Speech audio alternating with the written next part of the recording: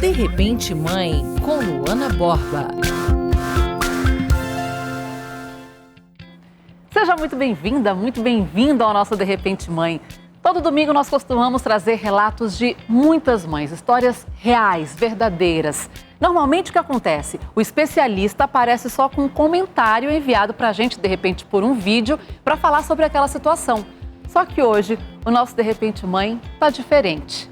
Porque as nossas convidadas, sim, são duas. São mães e especialistas.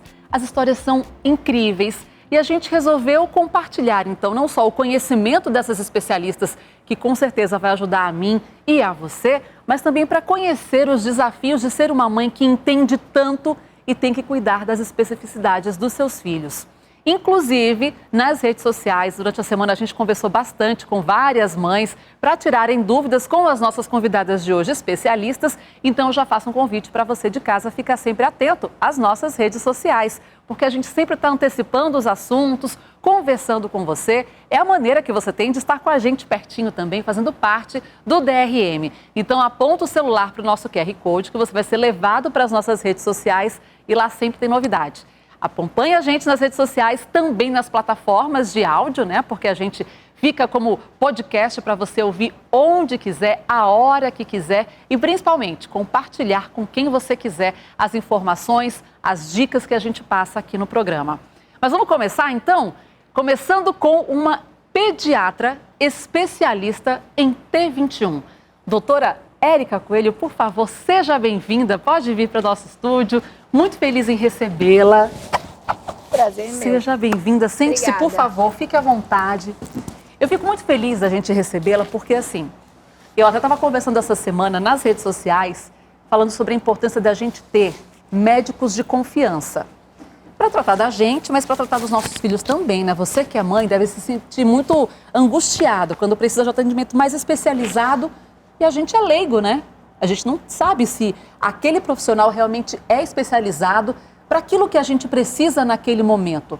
Agora, se para nós que somos leigos já é um desafio, imagina para quem entende do assunto, para médicos, para envolvidos nessa seara. Então, doutora, eu queria começar entendendo um pouco da história da mãe Érica. A mãe Érica levou a doutora a buscar especializações também? Como é que foi isso? Quando eu engravidei, eu não sabia que o Theo viria com trissomia do 21, né? A gente não teve esse diagnóstico, embora existam exames de rastreio, nós não fomos rastreados positivamente para a síndrome, então eu soube após parto. Na realidade, quem deu o diagnóstico fui eu mesma, eu tinha feito cesariana, eu olhei para o lado e falei, nossa, essa criança tem faces de síndrome de Down. E aí eu falei, bem, provavelmente então bom, a gente foi encaminhado para a UTI dali, foi bem difícil, foi um pós-parto muito difícil, a gente ficou 23 dias na UTI neonatal. Theo fez infecções, fez icterícia num grau muito alto. Mas ele nasceu no período normal? Sim, a termo e sem absolutamente nenhuma intercorrência importante na gestação. E quando ele nasceu, a gente passou esses 23 dias, tipo, eu brinco que a gente passou dentro de uma fornalha mesmo, porque a minha especialidade, eu sou intensivista pediátrica, eu sou pediatra e intensivista pediátrica. Então, de verdade, aonde que eu trabalho? É na UTI, neonatal e pediátrica. Então, eu estava num ambiente que era o meu ambiente de trabalho e entendendo que as coisas não estavam indo bem. Nossa, e era no hospital em que você trabalhava? Sim. Então, assim, as coisas foram difíceis, houveram sequelas importantes, graves, né, por conta do que aconteceu. Ele teve o amarelão ou a icterícia, e essa icterícia é causada por uma substância chamada bilirrubina. Quer dizer, qualquer criança poderia ter acontecido. Essa bilirrubina foi no nível tão alto a ponto de causar uma lesão cerebral. Como é que foi separar o papel de mãe e de especialista? Não tem como separar, não existe essa separação. A gente não tem como separar uma mãe de nada, na minha opinião. O que tem como você fazer é tentar ser o mais racional possível e não entrar em desespero. Pois é, isso que eu acho complicado, porque assim, É o seu primeiro filho? Sim, e o único. Aí, o primeiro filho, e você tem uma situação adversa do que de repente estava esperando, porque não houve um diagnóstico prévio. E muito menos da UTI, né? Pois é, tem todo o emocional envolvido e aí tem toda a carga de preocupação com as consequências de cada situação dessa que você conhece bem. Por isso que a gente fala que a ignorância é tão abençoada, né? Porque quando você não sabe as consequências, você vai indo conforme as coisas vão acontecendo. Mas quando você já sabe aonde isso vai dar... e aí eu me fechei totalmente ali naqueles 23 dias, me fechei mesmo para a família, para o ambiente de fora e me dediquei exclusivamente ao menino. Eu só entrava em UTI, saía da UTI, só ia tomar banho e voltava. E nós ficamos 23 dias lá e nós tivemos alta. E quando eu cheguei em casa, eu percebi que tudo aquilo que eu sabia, que eu achava que eu dava conta como pediatra, quando chegava com o Theo não estava dando muito certo, não estava indo muito bem, estava alguma coisa fora ali. E aí eu falei, eu vou estudar, eu comecei a procurar, a gente começa a procurar médicos, leva em um, leva em outro. E nada de vir as respostas e as respostas que a gente são inúmeras, as perguntas, você entra, eu nem era mãe, agora eu sou mãe atípica, né? E tem esse apelido aí. Eu particularmente não gosto, sabia? Eu também sou mãe atípica, porque, enfim, tem esse rótulo, vamos lá. Não gosto muito. Mas sabe uma coisa que me chama atenção? Porque, assim, eu, por exemplo, meu filho tem TDAH e TOD. E aí, no processo de diagnóstico, nossa, é uma jornada imensa, porque você vai em um especialista, vai em outro, aí um diz que é uma coisa, outro diz que é outra coisa, que pode ser, que pode não ser, porque tem algumas situações que são muito subjetivas. No seu caso, tendo conhecimento, pesquisando, entendendo melhor, porque, por exemplo, você usou termos aqui que eu desconheço, mas você entende muitos detalhes do que estava acontecendo. Para você, essa busca por acompanhamento foi mais difícil, mais criteriosa, talvez por conhecer tanto? Foi, mas foi muito injusta e muito... Foi uma derrota, porque a gente fica desesperada. Não, eu não estou dando conta aqui, então vamos procurar esse pediatra em tal lugar, vamos procurar esse pediatra. Sim, e aliás é por isso até que eu mudei totalmente, né, o meu rumo de ramo de atuação.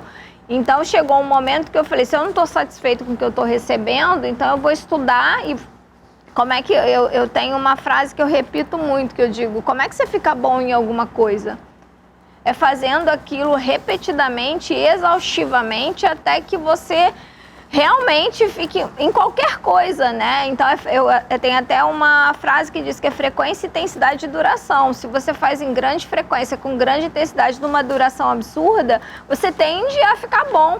Então, eu comecei a atender, e eu falei, eu vou estudar tudo que tiver que estudar.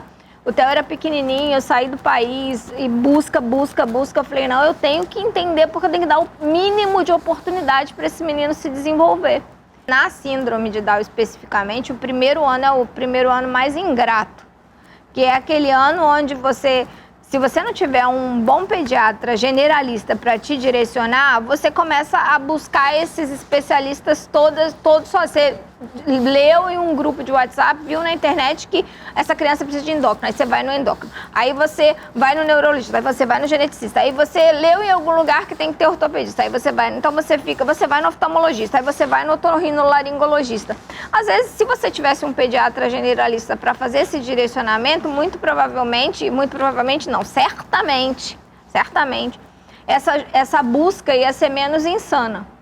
Aí é cardiologista, 54% desses meninos, ou mais que 50%, tem cardiopatia. Então, esses 6 primeiros meses, a mãe fica naquele desespero em relação a esse coração. Quase, você vê que é mais de 50% das crianças. Vai ter que operar ou não vai ter que operar? Que às vezes a pessoa até esquece que o menino tem síndrome de Down, trissomia do 21, porque ela só lembra da cardiopatia que ela tem que resolver.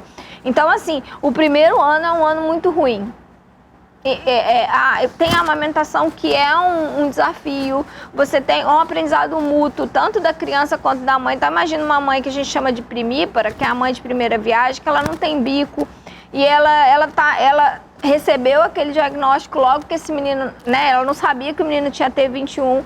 E aí, T21 é trissomia do 21 ou síndrome de Down. E aí você... De repente você se vê mãe de um menino com síndrome de Down, você nunca amamentou ninguém Eu vi outras pessoas falando aqui com você, e uma, inclusive, foi sobre a amamentação, e a mãe falando da angústia que é esse aprendizado mútuo. Imagina ainda por cima você tem um menino cardiopata, que suga e cansa, e você não tem bico. Mas você tem que se virar e dar conta de amamentar para esse menino ganhar peso. Gente, você conseguiu passar esse período sã? Na realidade, eu me fechei, como eu te falei. Eu tenho esse problema, né? Isso aí é a personalidade de cada um. Eu me fechei mesmo, a ponto de eu não deixava ninguém chegar na minha casa, e se alguém fosse visitar, eu não queria. E aí eu comecei a estudar e comecei a atender. E isso, de alguma forma, olha que interessante, isso me trouxe um conforto psicológico. Porque a gente tem a sensação de que, assim, aquele bebê que está chegando em mim, novinho ali, ele não vai passar pela mesma coisa que eu passei. Você acha que hoje o seu acompanhamento com as famílias é diferente de antes do TEL? Numa UTI, por exemplo? Na verdade, eu não trabalho mais em UTI, né? Eu só atendo síndrome de Down desde tem mais ou menos, eu só atendo menino com T21 há mais ou menos uns 7 anos e meio, que eu só atendo. Então, depois do TEL, você quase não voltou para a UTI? Não, eu trabalhei mais uns 1 ano e meio, e depois, por conta de eu ter começado a atender muito, eu me tornei uma referência e eu não consegui mais voltar para a UTI. Mas você acha que a tua experiência, ela faz do teu atendimento algo diferente? Para começar, tem a empatia. Tem uma coisa, é a empatia, é você conseguir se colocar no lugar do outro. Isso é uma coisa. O que a gente tem não é empatia. Eu vivo a mesma realidade que aquela mãe. Então é muito diferente. Só aí já passa um degrau a mais do que a empatia. Quando ela diz, eu tô insegura, que eu não sei o que esse menino vai falar, eu falo pra ela, eu também. Vamos. Ai, eu tô aborrecida ou eu tô muito cheia de culpa. Vamos junto. Entendeu? Então, quando a gente vive a mesma realidade, não é uma questão, não é, mas você tem que ser profissional, você tem que separar. Então, eu não separo nada. Isso não me faz mais ou menos. Eu sou extremamente racional quando tem que ser. Eu consigo ser racional, consigo ser emocional, consigo ser até romântica às vezes, né? Porque a gente, a cada domingo, mostra pra você como a maternidade transforma a mulher, né? A gente está aqui mostrando várias situações ao longo do nosso De Repente Mãe, para que você entenda que, de repente, você está aqui assistindo a gente, nem é médica, mas você está vendo aqui situações que mostram como você não está sozinha quando você busca entender mais detalhadamente sobre as necessidades do seu filho. E essa é apenas uma das histórias que a gente vai ouvir hoje. O nosso programa está diferente. Nós estamos conversando com mães que são especialistas. A gente está entendendo um pouquinho desses desafios de quem entende sobre as necessidades dos filhos e usou isso para se tornar um profissional ainda melhor. E aí a gente também vai ter a chance ainda hoje de tirar muitas dúvidas com essas duas especialistas. Conversamos no primeiro bloco com uma pediatra. E agora vamos bater um papo com uma nutricionista especialista em pessoas neurodivergentes. Luciane Smith, seja muito bem-vinda ao De Repente Mãe. Eu estou encantada com esse nosso tema de hoje, porque assim, a gente já teve a oportunidade ao longo das temporadas de Repente Mãe de falar muito sobre mães atípicas em várias situações. Mas eu percebo que há sempre uma grande luta das mães, e quem nos acompanha fala muito disso também, de tentar entender mais sobre essas necessidades específicas. Agora eu imagino para quem é especialista da área, que entende um pouco mais e também precisa lidar com isso. E a tua história, ela tem alguns detalhes a mais que a gente precisa desvendar, e eu fiquei muito tocada. Você teve um bebê arco-íris, na verdade, né? Depois de 2 perdas, nasceu o teu bebê. Sim, Lucas. O Lucas veio com trissomia do 21, isso. E aí, como que você descobriu? Porque, na verdade, até a descoberta dessa condição veio diferente por causa das tuas perdas anteriores, né? Como é que foi? Até não. Então, eu tive 2 gestações anteriores do Lucas, que tive um aborto por má formação fetal. E foi muito sofrido, foi muito doloroso, né? Porque quando tu engravida, tu pensa em corresponder àquela gestação até o final. Então, quando ocorre essa interrupção, ocorre uma dor muito grande. E aí eu pensei, não vou mais engravidar, eu não quero mais ter filhos, eu não quero mais sentir essa dor novamente. E aí eu me dediquei a trabalhar, a estudar, e foi o que eu fiz. Mas aos 29 anos de idade eu engravidei. Não programado? Não programado, eu usava anticoncepcional, mas assim, eu trabalhava num hospital, então a rotina era muito corrida e eu esquecia. Durante a semana, às vezes eu tomava anticoncepcional, chamava corrida e lembrava à noite. E acabei engravidando. E aí foi uma gestação bem complicada, com muito repouso, né? Precisei tomar medicação para conseguir controlar, né, as contrações que eu tinha, para segurar até o máximo que eu podia essa gestação. E quando fiz exames comuns, nenhum exame para verificar na época, porque o Lucas está com 21 anos de idade, né, se tinha trissomia do 21. Só que quando ele nasceu na sala de parto, que eu olhei para ele e eu disse, gente, parece que o Lucas tem síndrome de Down. Mas aí, durante a tua gestação, não foi identificado em nenhum momento ou foi? Então, não foi. O que foi identificado, né? Que eu tinha polidrame, que é um excesso de líquido amniótico, mas em nenhum momento na época foi me mostrado os resultados dos exames. O que hoje eu sei, o pai do meu filho é falecido, né? Que, na verdade, o pai, o obstetra, eles sabiam que o Lucas tinha uma possibilidade de ter trissomia do 21, só que eles optaram por não me contar. Então, quando eu tive as dores ali do parto, né, eu comecei a ter dores e contrações, que eu fui para o hospital onde eu trabalhava e já conhecia toda a equipe, a médica geneticista já estava lá na sala. Já tinha uma equipe preparada. Já tinha uma equipe junto com a geneticista, o que não era normal estar uma geneticista na equipe, né? E aí eu fiquei sabendo, alguns anos depois, né, que o pessoal já sabia, né? E infelizmente, né, se eu soubesse, talvez eu poderia ter tido uma conduta diferente, talvez em suplementação, em alimentação, né, para prevenir esse estresse oxidativo. Eu gostava muito de trabalhar em hospital, era apaixonada, né, pelo meu trabalho. Quando eu atendi aquele meu primeiro paciente, o Beto, eu comecei a atender depois outros daquela associação, tanto crianças, né, como os adultos, mas eu olhava para a trissomia do 21 dentro daquilo que eu sabia. Então, que era muito básico, né? Então, pode ter hipotireoidismo, hipertireoidismo, uma tendência maior à cardiopatia, à constipação, à obesidade, né? Então, dentro disso, doença celíaca, dentro disso que os estudos traziam, né? Os artigos traziam, eu trabalhava em cima da patologia clínica que ele vinha para o ambulatório, né, associando isso. Mas eu não tinha o interesse de aprofundar. Quando o Lucas nasceu, então eu tinha alguém dentro de casa, o meu filho com trissomia do 21, né, que nos primeiros dias eu esqueci, tamanho foi o choque. Né, eu me lembro que eu falei para o pediatra, Jefferson, o que é trissomia do 21 mesmo? Porque eu não me lembro. Aconteceu um processo de negação nesse início? A minha maior, não sei se foi negação, ou dor, ou o tal do luto que falam, né? Ele aconteceu lá pelos 5, 6 anos de idade, quando eu comecei a perceber que o Lucas não estava evoluindo dentro daquilo que eu esperava da trissomia do 21, para todas as terapias que ele vinha recebendo. Quando eu comecei a perceber que ele tinha traços do duplo diagnóstico do autismo. E aí eu não tinha nenhum embasamento médico, nenhum apoio na época, do tipo para me ajudar, porque todo mundo, os médicos que eu levava, dizia, Luciane, isso é da trissomia do 21, é da síndrome. E eu pensava, como assim? Tem tantos... Então ele tem T21 e TEA. Isso, ele tem a trissomia do 21 e o autismo associado à alteração cromossômica do Mas vamos lá, quem que 21. percebeu que podia ter TEA também? Foi você ou foi você? Eu. Por quê?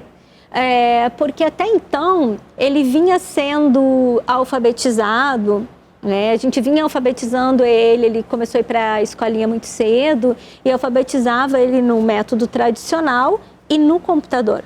E quando ele nasceu, eu estava terminando o mestrado. Então ele sentava no meu colo e ia digitando, e ele foi aprendendo a mexer em computador e celular ele sozinho. Então eu disse para a professora, vamos usar o método tradicional na escola e o do computador no contraturno. Só que aí, quando eu comecei a perceber que ele começou a se autolesar, a se bater, né? A ter muita insônia à noite, a ter processos de regressão do que a gente já tinha conseguido evoluir, aquilo sim me deixou atônita, apavorada. Então, aí eu comecei a olhar, eu disse, gente, ele não tem só a trissomia do 21, tem algo além disso. Ele está regredindo. E eu tive muita dificuldade de conseguir um médico que olhasse para esse duplo diagnóstico, até porque hoje ainda é bem recente, né? Eu acho que nos últimos 2 anos que foi começado a falar sobre esse duplo diagnóstico na trissomia do 21.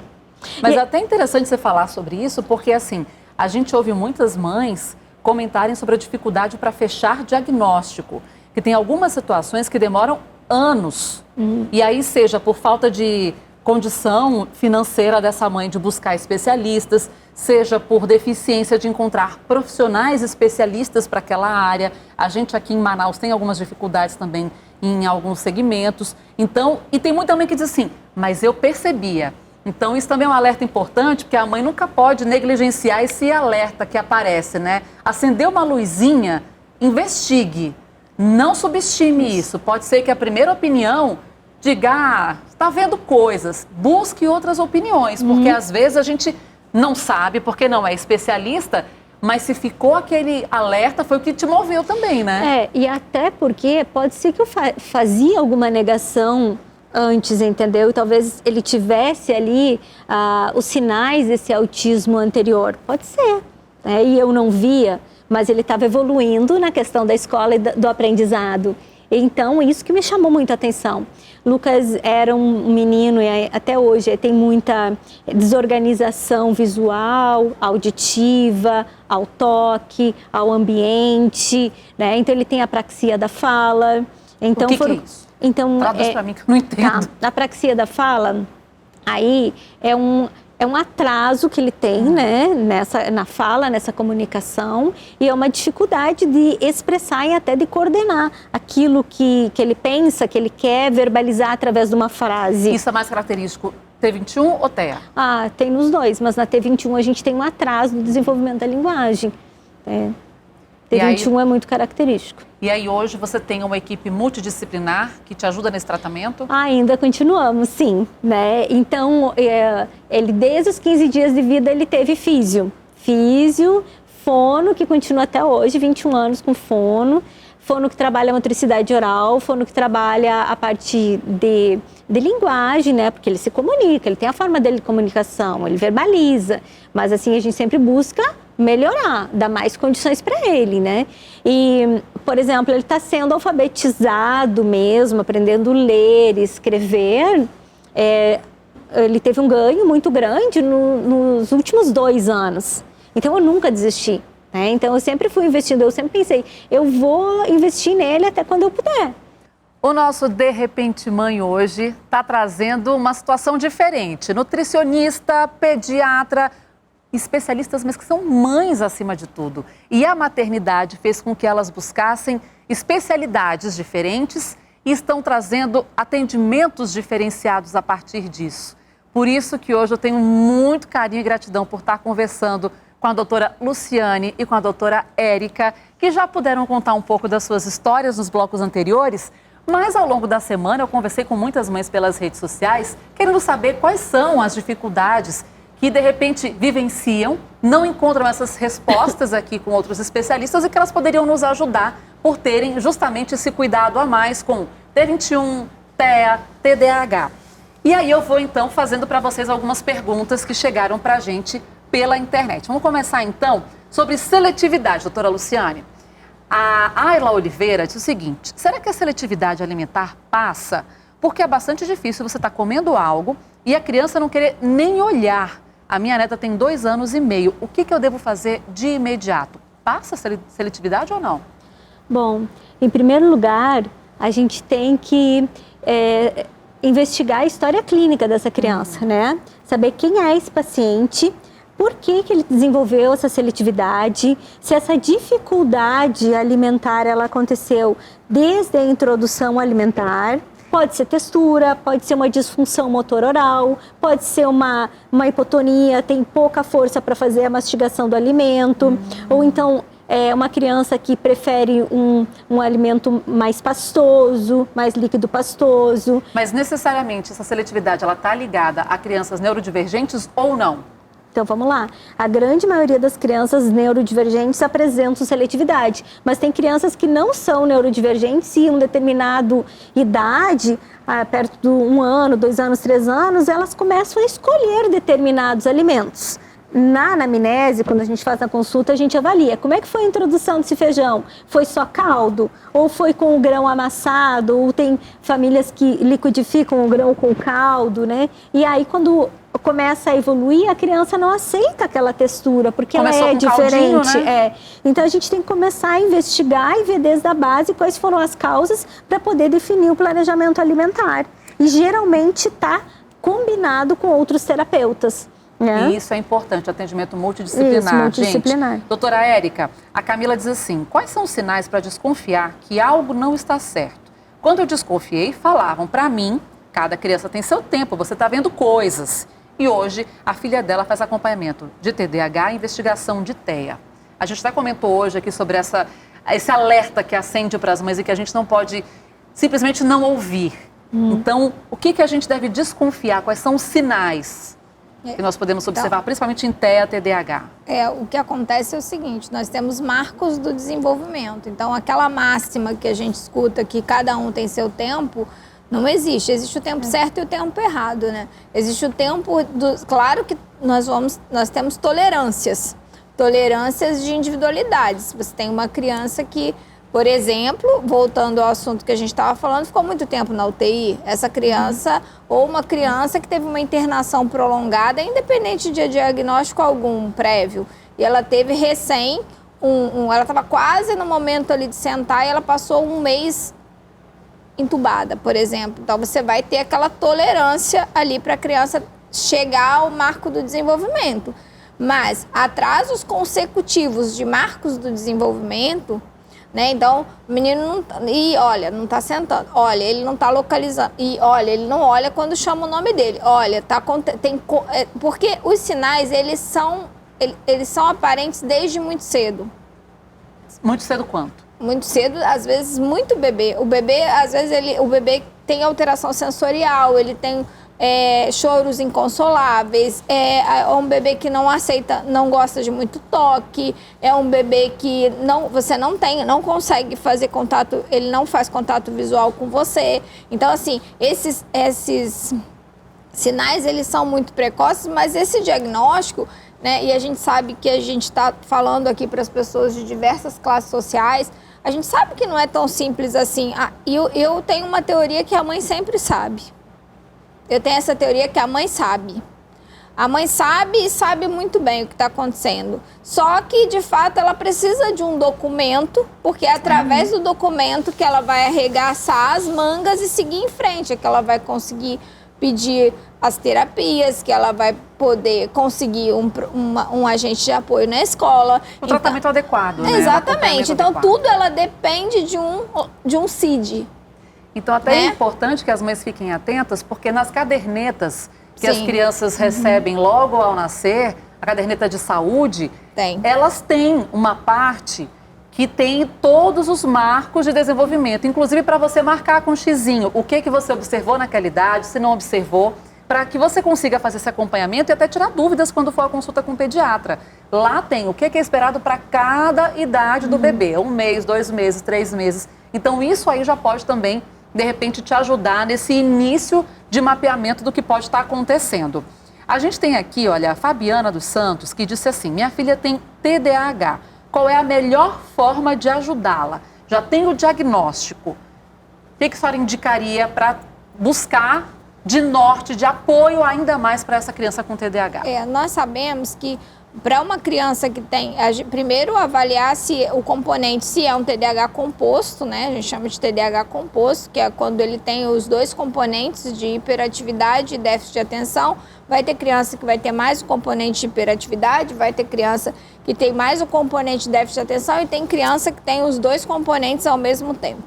Então, assim, sempre focar na dificuldade e usar o interesse daquela criança a seu favor. Então, por exemplo, a criança é um hiperativo, mas ele tem um foco específico em determinado personagem da televisão. Então, você vai usar aquele personagem da televisão para conseguir o foco dele para aquilo que ele não gosta, por exemplo, por uma tarefa que é mais árdua para ele, que seja mais desconfortável. Por exemplo, ficar sentado um tempão lendo alguma coisa. Então, você vai usar aquele personagem e trazer para a alfabetização. Então, é usar o que ele gosta para que a gente consiga o que ele não gosta. Se você tem uma criança que tem um componente mais hiperativo, desde muito cedo você vai evitar, por exemplo, alimentos que fazem a criança, qualquer criança, ficar mais agitada. Ai, né? gente, precisamos falar sobre isso, porque olha, lá em casa eu tenho TDAH com TOD. E aí, gosta do doce, doutora, chega às 5 horas da tarde, mãe, só um chocolatinho. E aí, pelo amor de Deus, Lu, tem um limite de hora, assim, não, meu filho, até agora, até essa hora dá pra comer, depois disso já vai impactar no teu sono, ou é melhor cortar? Não, daí é bem interessante isso que tu falou, que chega lá pelas 5 horas da tarde, ele pede um docinho, né? Porque a gente sabe que os pacientes que têm diagnóstico de TDAH, eles também têm um desequilíbrio na produção dos neurotransmissores, principalmente a dopamina, que é um neurotransmissor que busca recompensa, né? Ele busca recompensa, então a busca por algo que seja muito gostoso, confortante, né? Que vai dar aquele sistema rápido, prazeroso, né? E aí entra, assim, o chocolate, muitas vezes o biscoito, o açúcar.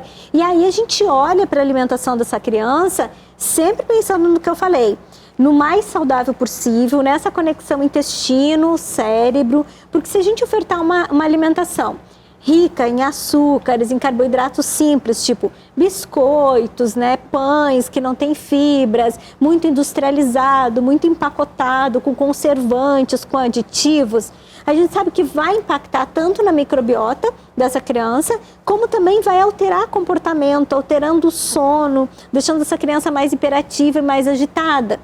E aí é uma mudança dessa rotina, desse hábito alimentar para essa criança, de estilo de vida também e para a sua família. Meu filho, né? Uma melhora a mamãe da agora. família. Esse negócio de só um docinho, a gente vai ter que repensar, meu amor. Que gosta de um docinho, gente, mas aí se ele é 330, ele vira 440, isso. 550, vamos repensar isso. Inclusive, doutora, tem uma pergunta aqui, olha, da Nath, que é: o que oferecer para uma criança autista no café da tarde? Já essa preocupação com o sono também que se aproxima. Tem alguma coisa que a gente seja melhor indicar e contraindicar nesse horário? Tá, vamos lá.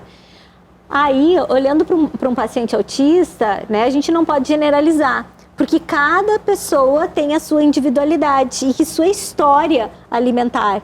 Então, a gente tem que saber a idade desse paciente, né? Qual é o grau de intensidade de terapias que ele tem de gasto energético, peso, estatura. Tem que saber se é um paciente que aceita líquido, qual a textura que ele está aceitando. Mas o que a gente buscaria ofertar e que sempre é nutritivo, que eu penso? Fruta. Minha filha está tendo surtos absurdos quando ouve não. Se joga, grita, fica descontrolada. Isso é comum nas crianças ou pode ser um daqueles alertas para as mães? Pode ser um alerta e também pode ser comportamento mesmo que precisa ser corrigido. Uma das coisas, para começar o assunto, ela tem que tirar o não da casa dela, de uma vez por todas. Então, a criança, se a criança, principalmente uma criança que é muito curiosa, que mexe em tudo, se ela o tempo inteiro tá alguém gritando não para ela, imagina, eu vou fazer, tem até memes sobre isso, não pode isso, não pode aquilo outro, não pode aquilo, não posso respirar, não posso pisar, não posso ir ali fora, e não. Então a criança vai criando um pavor daquele não. E talvez ela tenha percebido que quando ela tem muito provavelmente foi isso que aconteceu, que ela percebeu que quando ela tem isso pode ser uma crise de frustração, Ela está frustrada por ela não conseguir fazer nada. E também pode ser que ela esteja, ela tem ela percebeu que quando ela faz tem a crise de choro depois, ou ela colocou crise de birra. Se joga no chão, grita, uma fica crise descontrolada. a gente chama isso de comportamento disruptivo. Quando ela tem uma crise disruptiva, ela percebe que talvez ela consegue o que ela queria, o não que ela foi. Talvez ela consegue, talvez, vamos supor que fosse uma coisa, você não pode ir brincar lá fora, poxa, mas ela chorou tanto, ela ficou tão nervosa, eu tenho que acalmá-la, eu acabo deixando. Isso pode ter acontecido em algum momento, a criança percebeu que ter esses comportamentos disruptivos fazem muito sentido e dão muito certo. Né? E Nossa, aí são espertas demais essas crianças, viu? E aí, então tem essas duas coisas. Como é que eu tiro o não da minha boca se essa criança se ela acabou de dizer que a criança está tendo muito comportamento disruptivo, é porque essa criança ouve muito não, ponto. Como é que eu tiro o não da minha boca? Gente, é muito difícil, mas é um exercício o tempo inteiro. Você não diz para uma criança, não suba, você diz, cuidado. Você não diz para uma criança... Respira 3 vezes. E ache a palavra que substitui, porque o não vai vir automaticamente. Então, assim, você não diz não pegue. Você não diz... por exemplo, você fala... a criança está com o celular na mão, você fala, não joga. Ele não escutou não, ele só escutou jogue. Então, assim, vai ser automático. Ele vai jogar o celular. Então, você vai dizer, dê para a mamãe, meu amor. Ou se você não tem que ser tão calma, mas você vai, me dá. Você não vai dizer não jogue, você vai dizer me dá. Entendeu? Olha, essas dicas são práticas e boas, viu? Eu tô exercitando muito, mulher. Eu tô com um bebê de 1 ano e 7 meses em casa, isso tá entendendo de tudo. Comportamento, E eu comecei a perceber isso, que até eu vi um vídeo na internet de um rapaz que ele fala várias frases para um bebê, começando com o não, e a criança simplesmente ignora esse não, só vê a parte positiva da frase. Então eu tenho começado de fato a fazer essa escolha. Não é fácil. Já usei o não, né? É possível, apesar de desafiador. Tá vendo? Nem usei o não. Eu tô encantada, porque muitas coisas que a gente conversou aqui, para mim particularmente servem, porque meu filho tem esse diagnóstico. E eu tô muito feliz porque muitas das mães que nos assistem também puderam se beneficiar com essas respostas. Muito obrigada por abrirem um pouco mais da vida de vocês, não só como especialistas, mas como mães, porque é isso, a gente está aqui a cada domingo para contar histórias reais. Às vezes você olha para uma médica e só vê o jaleco branco. Aqui a gente procura entender quem é a mulher que está por trás de tudo isso. E muitas vezes são mães que enfrentam as mesmas dificuldades que você, as mesmas dificuldades que eu. Então, amiga, é o seguinte, uma mãe tem que pegar na mão da outra, agarrar e a gente vai em busca de informação para ajudar os nossos filhos. Por isso que a gente está aqui, para te ajudar, para ser esse apoio todo domingo. Para você de casa, muito obrigada pela companhia, ótimo domingo. Obrigada a vocês pela presença, por compartilharem tanto. E ó, tô esperando a sua participação com a gente sempre nas redes sociais. E daqui a pouquinho a gente vai estar disponível também com esse episódio no YouTube. Se por acaso você acha que tem alguém que precisa dessa informação, encaminha o link. Pode ser que você consiga promover uma grande transformação de conhecimento. Boa semana para você. Até a próxima. Calma, calma, calma. Antes de encerrar, eu preciso te dizer que a gente está num processo de gravações incríveis para o episódio da semana que vem. É que no próximo domingo nós vamos encerrar essa 2ª temporada do De Repente Mãe e nós vamos fazer uma transformação. Afinal de contas, além de mães, nós somos mulheres. Você assistiu De Repente Mãe com Luana Borba.